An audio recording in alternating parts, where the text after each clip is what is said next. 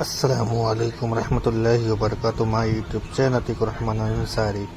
آپ لوگوں سے مسلمان بھائیوں اور بہنوں سے گزارش ہے اس بیان کو سنیے اور دوسرے دوستوں کے پاس شیئر کیجیے. جمعہ کا بیان ہے. آپ لوگ زیادہ سے زیادہ تعداد کے اندر اس بیان کو سنیے اور دوسرے دوستوں کے پاس شیئر کیجیے. السلام علیکم. اس بیان کو شیئر کرو گے تو اللہ رب العزت ثواب دیں گے. ثواب کی نیت سے آپ اس ویڈیو کو شیئر کریں، سپورٹ کریں. اللہ رب العزت آپ کی کمائی، آپ کی عمر میں خوب برکت دے. ثم آمین. لا الہ الا انت سبحانک انی کنت من الظالمین. حسبنا اللہ نعم الوکیل. لا الہ الا انت سبحانک انی کنت من الظالمین. اور اب ایک اور گزارش کرنا چاہتا ہوں مسلمان بھائی اور بہن سے. زیادہ ہم بہنوں سے گزارش کرنا چاہتا ہوں، آپ اپنے گھروں کے اندر 5 وقت کی نماز کا پابند بنیں اور دن کے اندر صبح سے لے کے شام تک ایک قرآن، ایک پارہ روز پڑھیں. اور اللہ رب العزت جو بھی گھر کے اندر پریشان رہے، اللہ رب العزت قرآن پاک کو پڑھو گے اور اس کے پڑھنے کے بعد آپ اپنے شریر کے اوپر دم کر کے پھونک دو گے، آپ کی کوئی بھی پریشانی رہے گی انشاءاللہ العزیز ختم ہو جائے گا. السلام علیکم. اس ویڈیو کو لائک کریں، سپورٹ کریں، انقلاب آئے گا. السلام علیکم رحمۃ اللہ وبرکاتہ.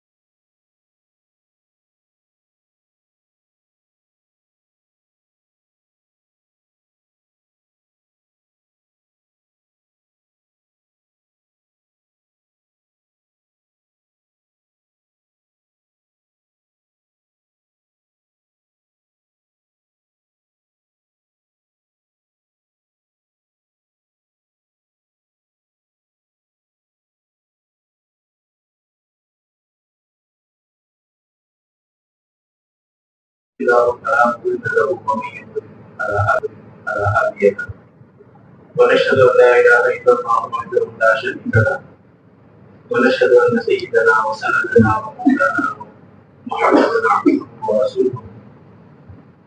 اما بعد فان اصدق الحديث كتاب الله وخير الهدي هدي محمد صلى الله عليه وسلم وشر الامور محدثاتها وكل محدثه بدعه وكل بدعه ضلاله وكل ضلاله في النار.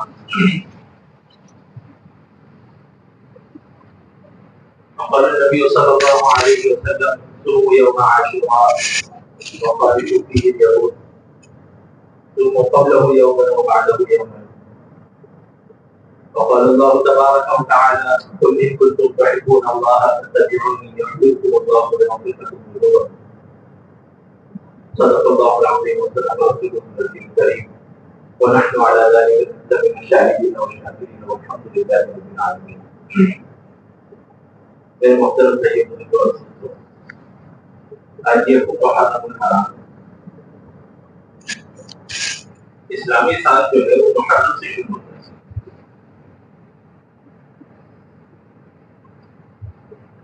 سالوں کے جو مہینے ہیں وہ مہینوں کو تو اللہ تبارک و تعالیٰ نے خود مقرر کیے. قرآن مجید میں ان عدۃ الشہور عند اللہ اثنا عشر شہرا کہ اللہ تبارک و تعالیٰ کے نزدیک مہینوں کی جو تعداد ہے وہ 12 مہینے ہیں. پھر آگے فرمایا فیہا اربعۃ حرم منہا اربعۃ حرم کہ اس میں سے 4 مہینے جو ہے وہ حرمت والے ہیں. حرمت والے یعنی عظمت والے ہیں. اسی لیے ہم کہتے ہیں محرم الحرام. تو حرام سے معنی حرمت والا. حرمت عربی میں حرمت کا لفظ جو ہے عظمت کے لیے استعمال ہوتا ہے. 2 معنی میں استعمال ہوتا ہے. ایک حرام کے معنی میں بھی استعمال ہوتا ہے، ایک عظمت کے معنی میں بھی استعمال ہوتا ہے. فیہا منہا اربعۃ حرم. تو یہاں احترام کے معنی میں یعنی احترام والے مہینے زمانے جاہلیت میں بھی جو ہے 4 مہینوں کا جیسے کہ حج کے موقع پر بھی بتایا تھا کہ ذی الحجہ کا مہینہ جو ہے اس کے 5 شروع میں آتا ہے حرمت والے مہینوں میں آتا ہے تو زمانے جاہلیت سے ان 4 مہینوں کا جو ہے اکرام کیا جاتا ہے بلکہ اہل کتاب بھی جو ہے ان 4 مہینوں کا اکرام کیا کرتے تھے یعنی اس میں جب جدال سے آپسی جنگ سے پرہیز کرتے تھے اور جو ہے گناہ بڑے بڑے گناہوں سے بچتے تھے تو ہمارا اسلامی سال جو ہے وہ محرم سے شروع ہوتا ہے آج ہماری سب سے بڑی غفلت یہ ہے کہ ہمیں جنوری فروری مارچ کون سا چل رہا ہے جون چل رہا ہے جولائی چل رہا ہے یہ سب تو معلوم ہوتا ہے لیکن اسلامی مہینوں میں یا تو رمضان معلوم ہوتا ہے یا جو ہے ذی الحجہ معلوم ہوتا ہے یا محرم باقی اس کے علاوہ کون سا مہینہ چل رہا ہے اور کب ختم ہو رہا ہے کب شروع ہو رہا ہے چاند دیکھنے کا کوئی اہتمام نہیں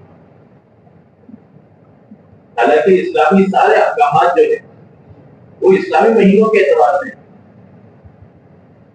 زکات کی ادائیگی جو ہے اسلامی مہینوں کے اعتبار سے اگر کوئی شخص جو ہے دنیاوی اعتبار سے زکات کی ادائیگی کرتا ہے تو کچھ 10 سالوں میں یا کچھ علماء نے لکھا ہے کہ کچھ سالوں میں 10 سے 15 سالوں میں اسے 1 سال کی مزید زکات ادا کرنی پڑے گی انگریزی جو مہینے ہوتے ہیں وہ 30-31 کے ہوتے ہیں اسلامی جو مہینے ہوتے ہیں وہ 29-30 کے ہوتے ہیں تو چاند دیکھنے کا اہتمام یہ مستقل ایک عمل ہے شریعت اس کے لیے گواہی مقرر کی گئی ہے کہ اگر کھلا ہوا آسمان کھلا ہوا ہو تو ایک جب غفیر کا دیکھنا لازم ہے تو یہ سب صرف عید کے چاند کے احکام نہیں ہے یہ صرف رمضان کے چاند کے احکام نہیں ہے ہر مہینے کے لیے ہو تو آج یہ چیزیں جو ہے اسلام کی غفلت کے کم ہو جانے کی وجہ سے غیروں کے طریقے ہمارے اندر غائب ہو جانے کی وجہ سے اور غیروں کے طریقوں کی عظمت آ جانے کی وجہ سے اور اسلام کے طریقوں کی عظمت نکل جانے کی وجہ سے یہ ساری چیزیں ہمارے اندر سے محفوظ ہوتی جا رہی ہیں آج کسی بچے سے پوچھے تو جنوری فروری فٹافٹ سنا دے گا سپٹمبر برابر سنا دے گا لیکن اگر اس سے اسلامی مہینوں کے نام پوچھے تو اسے معلوم ہی نہیں ہوگا پورے 12 مہینوں کے نام معلوم. تو یہ ہماری کمزوری ہے ہمارا اسلامی سال جو ہے محرم سے شروع ہوتا ہے اور ہمارے سال کی گنتی جو ہے وہ ہجرت سے ہوتی ہے سن ہجری ہوتی ہے نا سن ہجری تو ہمارے سال کی جو تعداد کی گنتی ہوتی ہے وہ ہجرت سے ہوتی ہے یہ 2025 جو ہے یہ عیسوی سال ہے عیسائیوں کا کیلنڈر قبل مسیح بعد مسیح ڈیٹی بیٹی ہوتے ہیں نا بیفور کرائسٹ اور آفٹر کرائسٹ تو یہ جو ہے عیسائی سال ہے اسلامی سال جو ہے وہ ہجرت سے شمار کی جاتے ہیں حضرت عمر رضی اللہ تعالیٰ عنہ کے زمانے میں حضرت ابو موسیٰ اشعری رضی اللہ تعالیٰ عنہ نے یمن سے خط لکھا کہ آپ کے احکامات ہم تک پہنچتے ہیں لیکن پتہ نہیں چلتا کہ یہ حکم کب کا ہے کبھی کبھی تاخیر ہو جاتی ہے تو تاریخ کا اہتمام کرنا چاہیے تاریخ نہیں لکھی ہوتی احکامات پر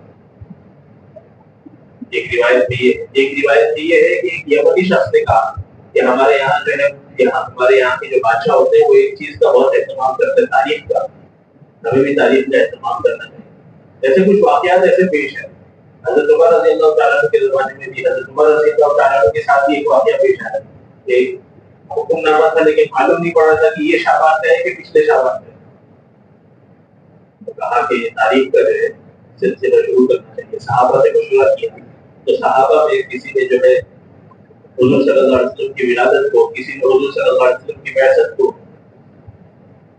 مشورہ کیا کہ اس سے سال کی شروعات کریں گے لیکن اکثر صحابہ کی رائے جو ہے ہجرت کی اور اس کی وجہ بھی علماء نے بیان کی ہے کہ قرآن کی ایک آیت جو ہے لمسجد المخصص على التقوى من اول يوم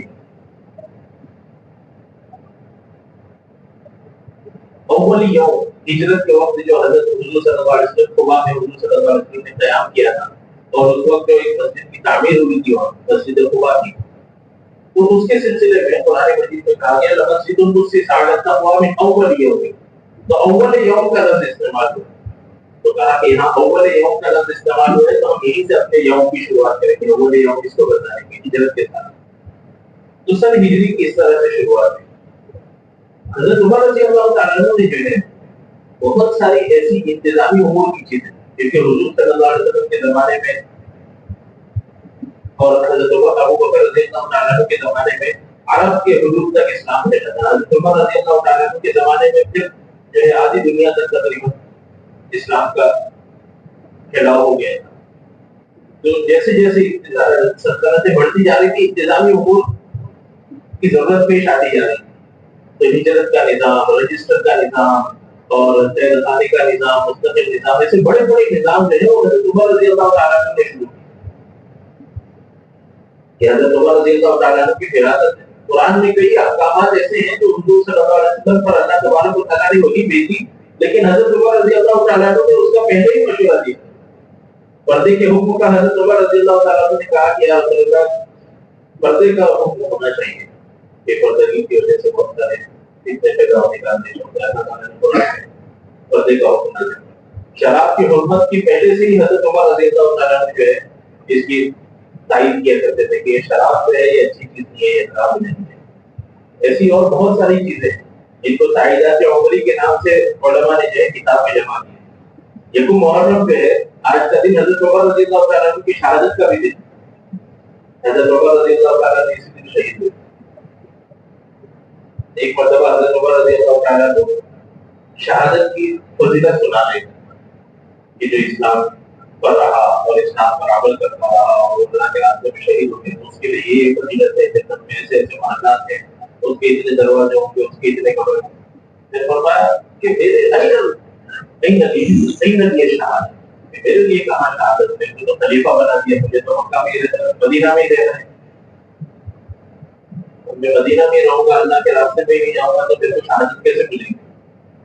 اللہ کے راستے میں نہیں نکلوں گا تو مجھے شہادت کیسے ملے گی؟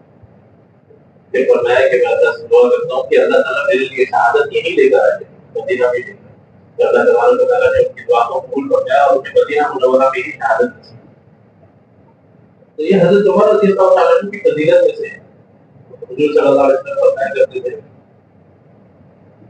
احادیث مبارکہ میں لوگ کا نباڑی نبیوں زکانا کہ اگر میرے بعد نبوت کا سلسلہ مجھ پر ختم ہو گیا، اگر میرے بعد کوئی نبی ہوتا تو حضرت عمر رضی اللہ تعالیٰ عنہ میں وہ صلاحیات تھی اور وہ حضرت عمر رضی اللہ تعالیٰ عنہ وہ ملکہ تھا کہ ان کے اندر نبوت والی صلاحیتیں تھیں، صفات. تو حضرت عمر رضی اللہ تعالیٰ عنہ کی سیرت کا مطالعہ کرنا چاہیے. آج کل جو ہے نا ہم جیسے کتابوں کے پڑھنے کا شوق نہیں ختم ہو گیا. سیرت کی کتابوں کے پڑھنے کا، سیرت کو جاننے کا، کسی بھی قوم کی ترقی کا اگر اندازہ لگانا ہے تو اس کی تاریخ کا اندازہ لگانا ہے کہ وہ اپنی تاریخ سے کتنی وابستہ ہے. جو قوم اپنی تاریخ سے جتنی وابستہ ہوتی ہے آگے کی ترقی بھی جو ہے اسی میں منتقل ہوتی ہے. اور جو قوم اپنی تاریخ کو بلا دیتی ہے تو اس کی ترقی بھی وہاں رک جاتی ہے.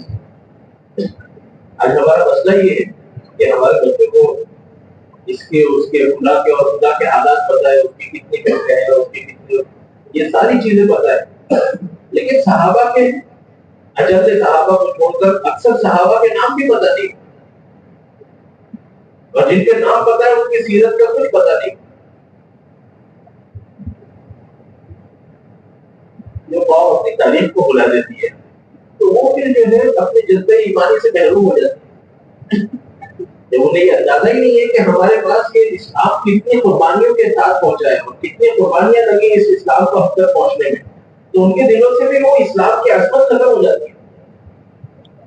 کسی چیز کی قربانی کرتے باپ کی محنت کو جب بچہ دیکھتا ہے کہ باپ نے یہ پیسہ کمانے کے لیے کتنی محنت کی ہے اور کتنی مشقتیں برداشت کی ہے تو اس کے دل میں باپ کی عظمت اور باپ کے کمائے ہوئے پیسوں کی عظمت اس کے دل میں رہتی ہے.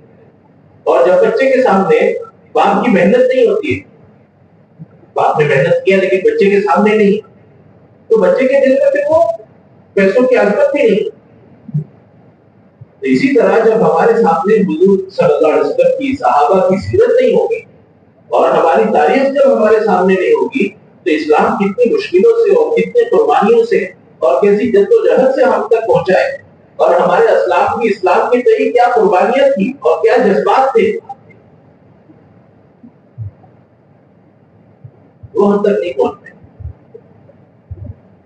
پھر ہم چھوٹی چھوٹی چیزوں کے لیے اسلام کا سودا کرنے کے لیے تیار ہیں.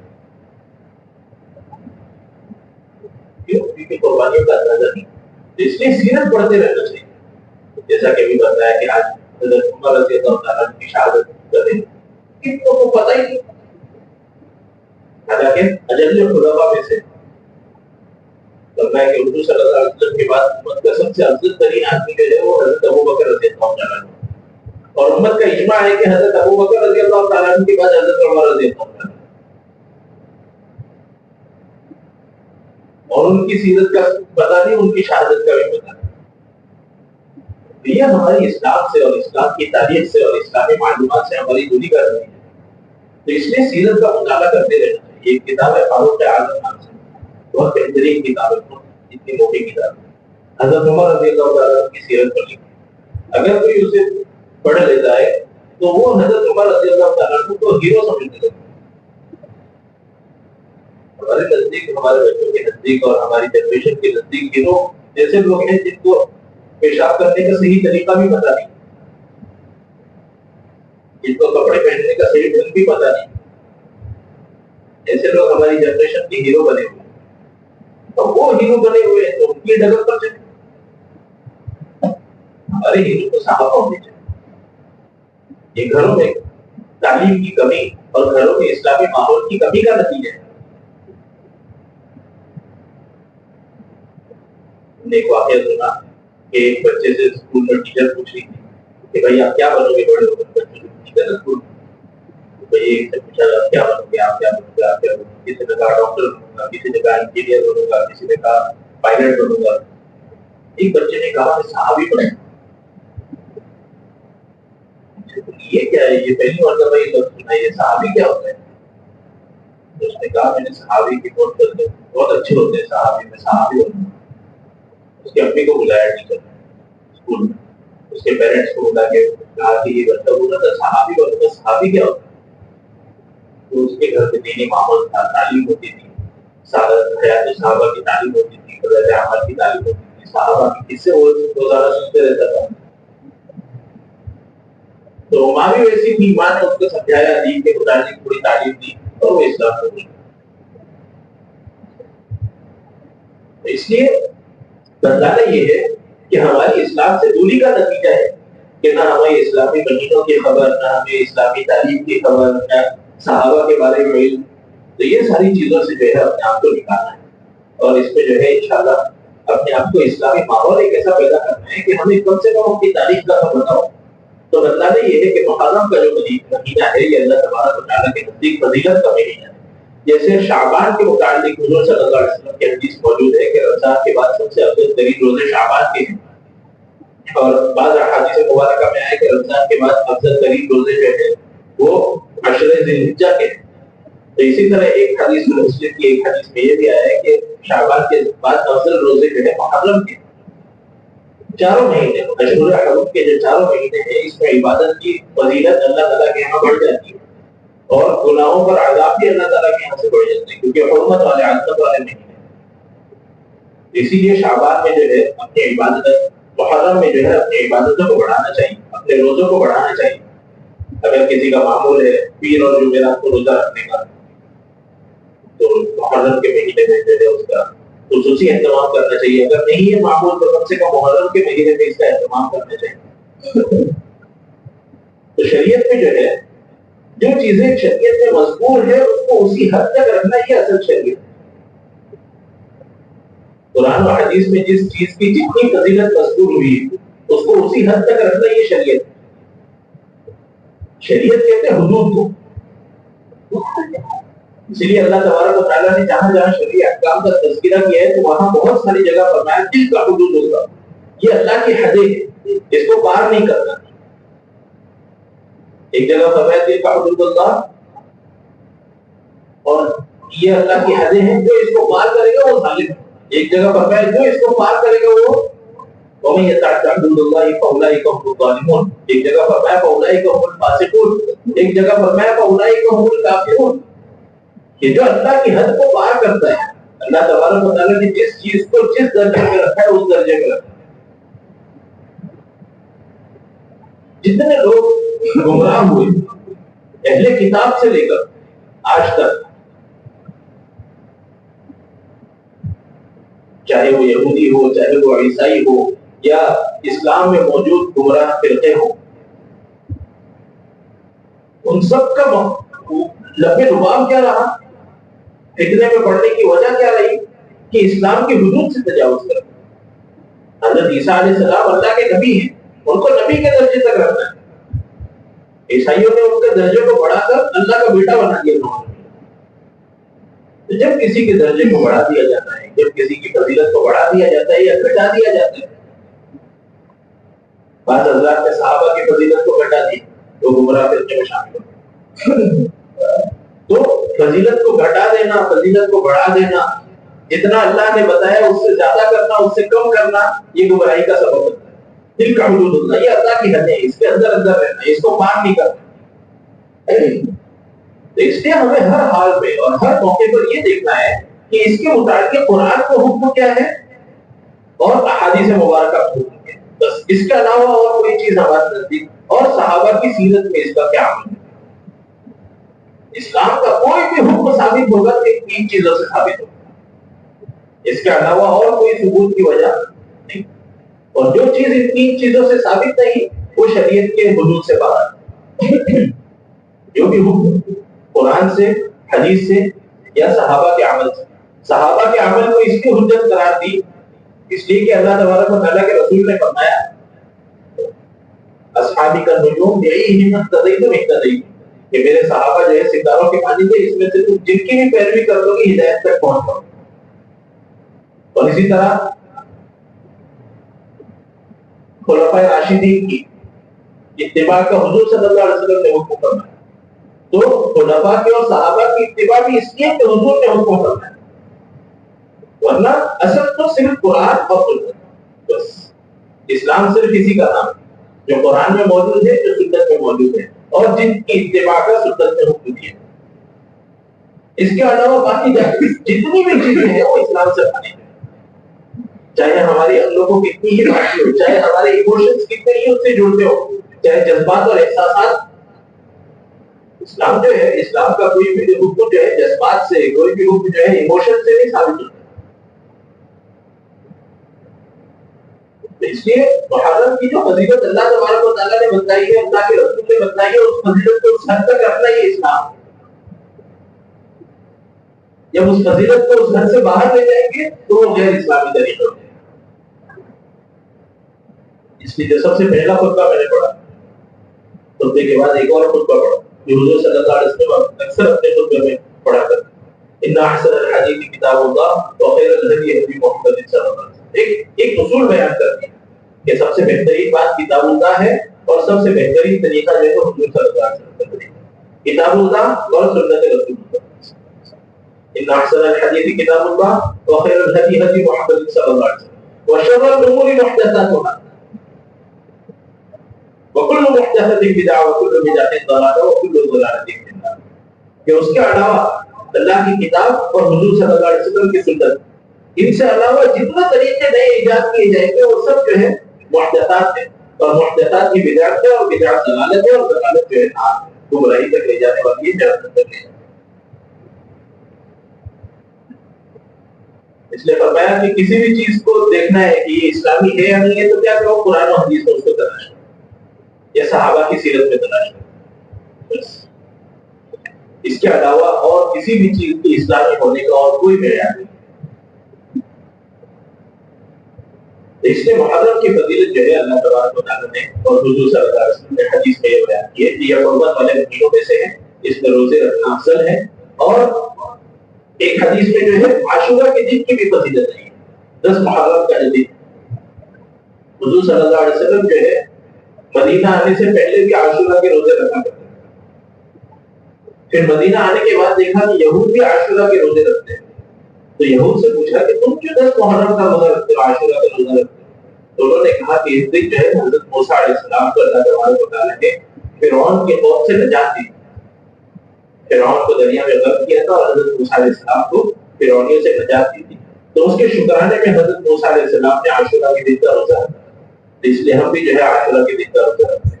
حضور صلی اللہ علیہ وسلم نے فرمایا کہ حضرت موسیٰ علیہ السلام کی اتباع کے تو تم سے زیادہ ہم حقدار ہیں. اس لیے کہ ہم تو حضرت موسیٰ علیہ کو نبی مانتے ہیں اور اولو العزم پیغمبر بھی مانتے ہیں. تو تم سے زیادہ تو ہم حقدار ہیں کہ حضرت موسیٰ علیہ السلام کی اتباع کی جائے. تو حضور صلی اللہ علیہ وسلم نے فرمایا کہ 10 محرم کا ہم بھی روزہ رکھیں. لیکن فرمایا کہ روزہ رکھنے میں بھی یہود کی مشابہت کی کریں, عبادت میں بھی کفار کی مشابہت. اللہ ہماری مدد فرمائے. آج ہم اپنے سارے طریقوں میں جو ہے غیروں کی مشابہت اختیار کرتے ہیں. حضور صلی اللہ علیہ وسلم عبادت میں, اللہ کی عبادت کرنے میں بھی غیروں کی مشابہت کو برداشت نہیں کرتے. حدیث میں فرمایا خالقوا فیہ یہود, یعنی روزہ رکھنے میں بھی یہود کی مخالفت کرتے ہیں کہ وہ ایک دن کا رکھتے ہیں, ہم ایک دن کا نہیں رکھیں گے, ہم 2 دن کا رکھیں گے. یا تو 9ویں کو بھی رکھیں گے یا 10ویں اور 11ویں کو, 9ویں یا 10ویں کو رکھیں گے یا 10ویں اور 11ویں کو رکھیں گے. تو یہ ہے شریعت کا حکم. جو جس کی مشابہت اختیار کرے گے تو قیامت کی دن اس کے ساتھ ہوگا, چاہے جس طریقے میں بھی ہو. یہ صرف اسلام کے احکامات کے متعلق نہیں ہے, زندگی گزارنے کے طریقے کے متعلق بھی. جس کو جس کا طریقہ پسند وہ کل قیامت میں اس کے ساتھ. جس کو جس سے محبت اس کا طریقہ پسند, جس کو جس سے محبت ہوتی ہے اس کا طریقہ پسند ہوتا ہے. جس کو جس سے محبت اس کا طریقہ پسند, جس کا طریقہ پسند کل قیامت اس کے ساتھ. اس سے فرمایا کہ عاشورہ کے دن کا روزہ رکھنا اور اس میں بھی یہود کی مخالفت کرنا, ایک دن پہلے کا روزہ یا ایک دن بعد کا روزہ. تو یہ ثابت ہے. اور اس کی فضیلت بھی اس لیے ہے کہ حضرت موسیٰ علیہ السلام کو اللہ تبارک اور بھی کئی واقعے ملتے ہیں عاشورہ کے دن کے, لیکن صحیح سند سے یہ واقعہ ثابت ہے کہ حضرت موسیٰ علیہ السلام کو اللہ تبارک و تعالیٰ نے فرعون سے نجات دی. تو حضرت موسیٰ علیہ السلام نے اس کے شکرانے میں روزہ رکھا تھا, تو ان کی اتباع میں روزہ رکھا. اور ایک اور حدیث ہے عاشورہ کے دن کے تعلق سے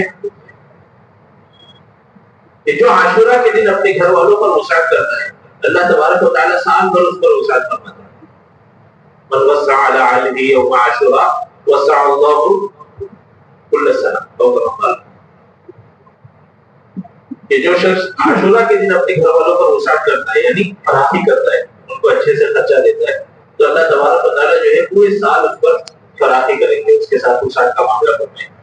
تو یہ 2 اعمال جو ہے عاشورہ کے دن کے حضور صلی اللہ علیہ وسلم سے ثابت ہے. حالانکہ یہ جو وسعت والی حدیث ہے یہ بھی ضعیف حدیث ہے, لیکن یہ ہے کہ کئی صحابہ سے مروی ہے.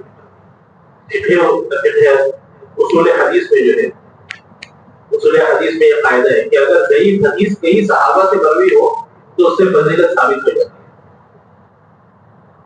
یہ ایک بہت بڑا مسئلہ ہے. بہت سے لوگ جو ہے صحیح حدیث میں تو اصول حدیث معلوم ہوتے نہیں.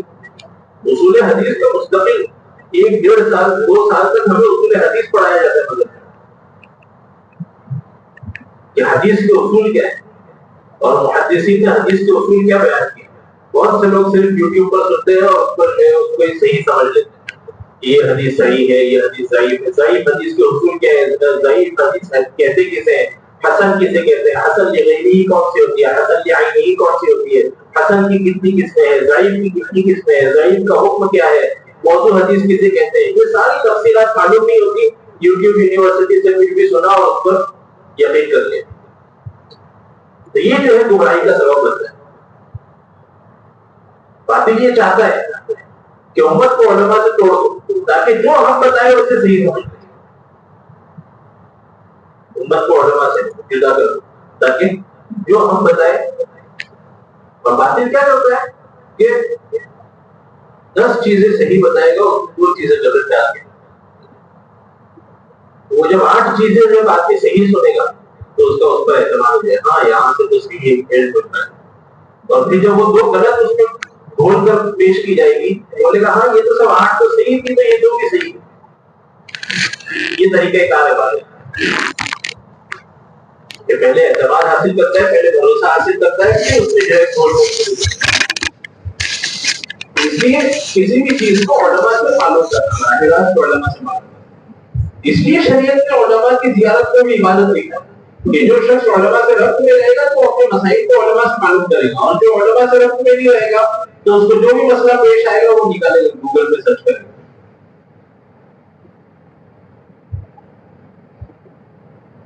اس لیے یہ دو چیزیں تو میں یہ بتا رہا تھا کہ محرم میں جو وسعت کی حدیث ہے یہ بھی ضعیف حدیث ہے، لیکن کئی ایک صحابہ سے مروی ہے۔ ضعیف حدیث کا مطلب یہ ہوتا ہے کہ اس حدیث میں جو راوی ہے ان میں سے کسی راوی پر شک تھا۔ ہمارے استاد فرمایا کرتے تھے کہ جو ضعیف راوی تھے روایت میں، جو ضعیف راوی تھے وہ بھی اتنے اللہ والے تھے کہ ان کے نزدیک ہم گنہگار، یعنی صحابہ سے جو احادیث ثابت ہوتی تھی ان کو لینے کا طریقہ ہمارے اکابرین کے نزدیک اتنا اعلیٰ تھا کہ بھائی کسی کو کعبے کی طرف ٹوٹتا ہوا دیکھ لیا تو بولے بھائی اتنے حدیث نہیں، حالانکہ وہ نیک ہے، صالح ہے، اس کے پاس حدیث کی سند موجود ہے، لیکن کہا کہ یہ شریف مستحب اعمال کے خلاف دیکھ لیا تو اس سے حدیث لے لے۔ ایک محدث تھے، ان کو معلوم ہوا کہ فلاں حدیث کی فلاں شخص کے پاس سند ہے، تو بڑی دور کا سفر کر کے ان سے حدیث کی سند لینے کے لیے حدیث کو براہ راست ان سے سنیں گے تو ہماری سند جو ہے حضور صلی اللہ علیہ وسلم سے متصل ہو جائے گی، تو بڑی دور کا سفر کر کے ان کے پاس گئے۔ تو جب ان کے پاس پہنچے، اونٹ پر سفر کر رہے تھے، ان کے پاس پہنچے تو انہوں نے دیکھا کہ وہ اپنے اونٹ کو جو ہے ایسے کر کے بلا رہے اور ہاتھ میں کچھ نہیں، ایسے کرتے ایسے ایسے کر کے ہوٹل کو بلا رہے، ایسے ایسے کر کے اونٹ کو بلا رہے تھے اور ان کے ہاتھ میں کچھ نہیں تھا۔ تو وہ جو ہے اونٹ سے اترے بھی نہیں، وہ محدث جو حدیث کی سند دے رہے ہیں وہ اونٹ کو واپس گھما کے چلے، بولے کیا ہوا؟ بولے جانور کو دھوکہ دینا۔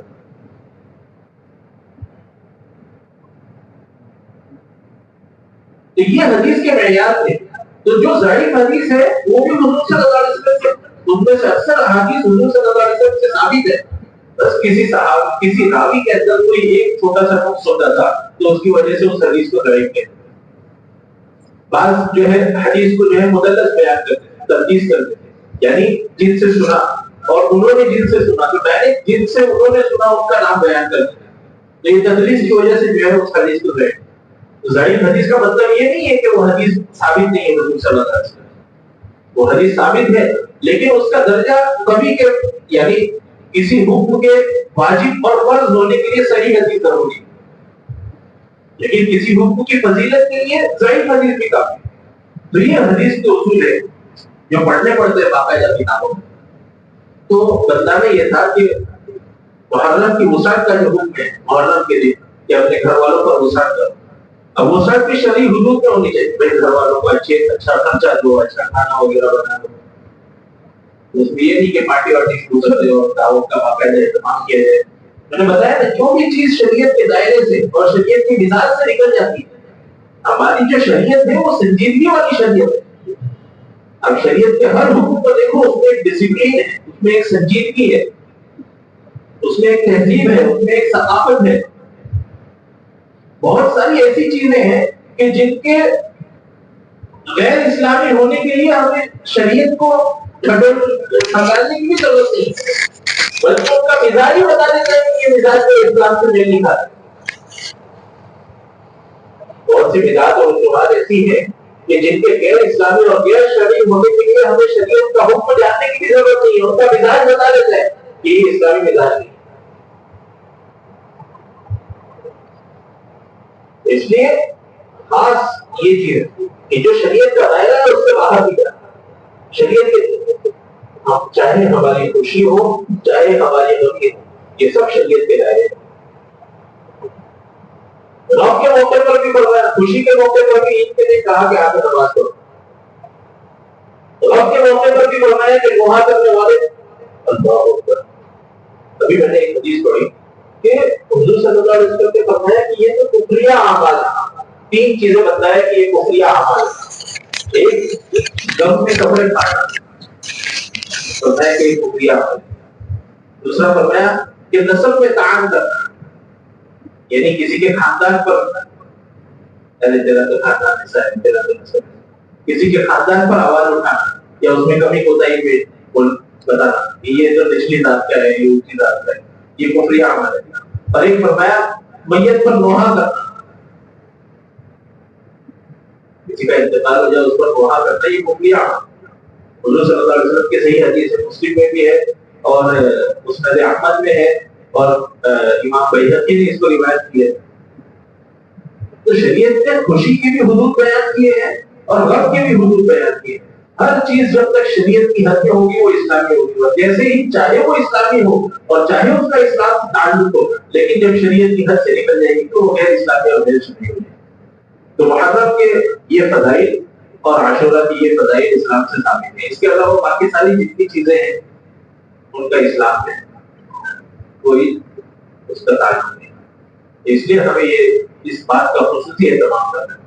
حضرت عمر رضی اللہ تعالیٰ عنہ شریعت کے متعلق اتنے سخت تھے، حضرت ابو بکر رضی اللہ تعالیٰ عنہ فرمایا کرتے تھے کہ میں زندہ رہوں اور اسلام میں تھوڑی بھی کمی بیشی ہو جائے، یہ کیسے ہو سکتا ہے؟ اگر کوئی زکات میں اونٹ کے ساتھ اونٹ کی رسی دیتا تھا اور وہ اونٹ کی رسی سے بھی منع کر دے گا تو میں اس کے ساتھ جہاد کروں۔ اسلام میں کمی بیشی کی بالکل اجازت ہے۔ حضرت عمر رضی اللہ تعالیٰ عنہ کو بھرے مجمع میں جمعہ کے خطبے میں ایک بوڑھی عورت کھڑے ہو کر یہ کہہ رہی تھی کہ یہ جو ہے اسلام کا حکم نہیں ہے، شریعت اس یہ حدیث سے یہ چیز ثابت نہیں ہوتی، فوراً اس کو مان لیتے۔ ایک مرتبہ حضرت عمر رضی اللہ تعالیٰ عنہ نے مہر کی ایک تعداد متعین کر دی کہ بھائی اس سے زیادہ مہر نہیں دیں گے، لوگ جو ہے بہت زیادہ مہر دینے لگے تو غریبوں کو جو ہے پریشانی ہونے لگی۔ حضرت عمر رضی اللہ تعالیٰ عنہ نے ایک مہر مقرر کر دی کہ بھائی اس سے زیادہ نہیں دیں گے، اس سے کم دے سکتے ہیں، اتنا دیں گے، بس اس سے زیادہ نہیں دیں گے۔ ایک عورت نے کھڑے ہو کر کہا کہ اللہ تبارک و تعالیٰ نے تو کہا کہ اگر کوئی قنطار بھی دے دو، قرآن مجید میں ایک جگہ کہ اگر کوئی قنطار بھی دے دے مہر میں تو اس کو واپس نہیں لیا جائے گا، اگر طلاق ہو جاتا ہے تو طلاق کے مسئلے میں ایک آیت ہے۔ تو فرمایا کہ اللہ تبارک و تعالیٰ تو قنطار تک دینے کا حکم کر رہے ہیں اور آپ بول رہے کہ مہر کی ایک تعداد متعین کر دیں گے، تو اسی وقت حضرت عمر رضی اللہ تعالیٰ نے اس فیصلے سے تو یہ اصل شریعت ہے کہ شریعت نے جتنا اسلام بتایا ہے اتنے کو فالو کرنا، اس سے زیادہ اس کی حد سے باہر نکل جانا۔ بعض مرتبہ اس کو اللہ تبارک و تعالیٰ نے اولئک ظالمون کہا کہ وہی ظلم کرنے والے، بعض مرتبہ کہا اولئک فاسقون کہ جو شریعت کی حد سے تجاوز کرتے ہیں وہ فاسق لوگ ہیں، اور بعض مرتبہ کہا جو شریعت کی حد سے تجاوز کرتے ہیں وہ کافر لوگ ہیں۔ اس لیے ان ساری چیزوں سے ہمیں احترام ہے۔ علماء نے جو ہے اس کی تفصیل لکھی کہ جو لوگ صحیح مانتے ہیں لیکن اپنی کوتاہی کی وجہ سے جو ہے اس پر عمل نہیں کر پاتے تو وہ ظالم ہے یا فاسق ہے، اور جو اس کو اسلام کے حلال کو حلال نہیں جانتے اور حرام کو حرام ہی نہیں جانتے تو وہ کافر ہے۔ تو بہرحال اس کی تفسیر الگ بات ہے، لیکن بتانا یہ ہے کہ شریعت کی ایک حدود، اس حدود پہ رہ کر جب عمل کیا جائے گا تو اللہ تعالیٰ کے نزدیک محبوب ہوگا اور اللہ سے قرب کا ذریعہ بنے گا، اور حضور صلی اللہ علیہ وسلم کی شریعت پر عمل پیرا ہونے کا ذریعہ بنے گا۔ اور اگر اس شریعت کی حد سے تجاوز کیا جائے گا تو وہ اللہ سے بعد کا ذریعہ بنے گا، جہنم کے قریب لے جائے گا اور شریعت سے دور لے جائے گا۔ اس لیے انشاءاللہ اس چیز کا اہتمام کریں گے سب انشاءاللہ۔ اللہ تبارک و تعالیٰ کی شریعت پر عمل پیرا ہونے کی توفیق نصیب فرمائے۔